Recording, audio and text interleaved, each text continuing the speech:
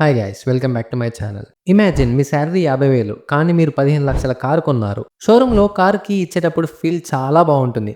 కానీ కొన్ని నెలలు గడిచాక ఈఎంఐ కట్టడమే బర్డెన్ అయిపోతుంది. మంత్లీ బడ్జెట్ క్లాష్ అవుతుంది, సేవింగ్స్ నిల్ అవుతాయి, టెన్షన్ స్టార్ట్ అవుతుంది. ఇదే చాలా మంది చేసే బిగ్గెస్ట్ మిస్టేక్. లోన్ తక్కువ ఉండాలంటే, ఫ్యూచర్ ఫైనాన్షియల్ ప్రాబ్లం రాకుండా ఉండాలంటే 24-10 రూల్ ని ఫాలో అవ్వాలి. అసలు ఈ రూల్ ఏంటో నేను ఈ వీడియోలో క్లియర్ గా ఎక్స్ప్లెయిన్ చేస్తాను కాబట్టి ఎండ్ వరకు చూడండి. అసలు 24-10 రూల్ అంటే ఏంటి? 20 అంటే 20% డౌన్ పేమెంట్. మీరు కార్ తీసుకోవాలంటే కనీసం 20% మన దగ్గర ఉన్న లిక్విడ్ క్యాష్ తో మనీ పే చేయాలి. ఎగ్జాంపుల్ 10 lakhs రూపీస్ కార్ అంటే అందులో 2 lakhs రూపీస్ ఓన్ మనీతో పే చేయాలి. జీరో డౌన్ పేమెంట్ ఆఫర్స్కి ఓకే అంటే లోన్ ఎక్కువ అవుతుంది, అల్టిమేట్లీ మీరు ఇంట్రెస్ట్ కూడా ఎక్కువనే కడతారు. సెకండ్ వన్ 4 అంటే 4 years లోనే లోన్ ఫినిష్ అయిపోవాలి. చాలా మంది 7 to 10 years లోన్ తీసుకుంటారు, కానీ ఈఎంఐ స్మాల్ గానే ఉంటుంది, కానీ ఓవరాల్ ఇంట్రెస్ట్ మ్యాసివ్లీ ఎక్కువ అవుతుంది. ఇన్స్టెడ్ 4 years లో లోన్ ఫినిష్ అయిపోయేలా ప్లాన్ చేసుకుంటే బెటర్. అండ్ థర్డ్ వన్ 10 అంటే 10% ఇన్కమ్ లోన్. ఇక్కడ చాలా మంది మిస్ అవుతారు. Car EMI plus insurance plus maintenance మొత్తం కలిపి మన శాలరీలో 10% కన్నా ఎక్కువ ఉండకూడదు. ఎగ్జాంపుల్ మీ శాలరీ 50k రూపీస్ అయితే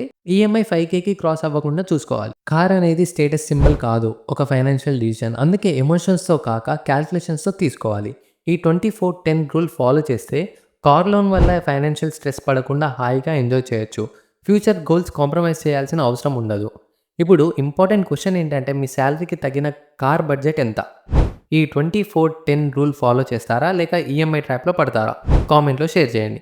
ఇలాంటి smart finance and money tips కోసం లైక్, షేర్ చేయండి. అలాగే ఛానల్ని సబ్స్క్రైబ్ చేయడం మాత్రం మర్చిపోకండి. Thanks for watching guys. Thank you.